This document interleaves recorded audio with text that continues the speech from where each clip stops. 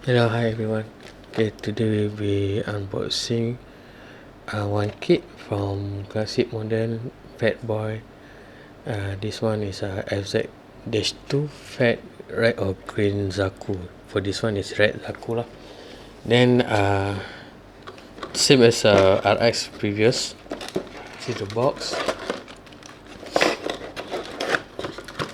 here. So you can see here, it's got a base, two legs, hand, and the magnet parts. So what inside here, got one pack, one I think set magnet here, and sticker. This one for the eye, and also the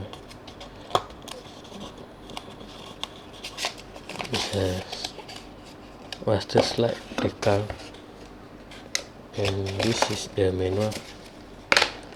But this time they did not provide the glue. Previous RX I got glue, but for this model I don't have the glue.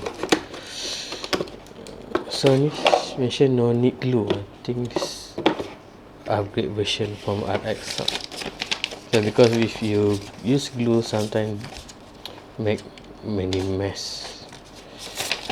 So this runner parts, and the eye, the head, body, the leg parts. Got some sticker here, and hands part, the base here, shield, and got weapon X Hithawks. So these are the magnet parts. You see the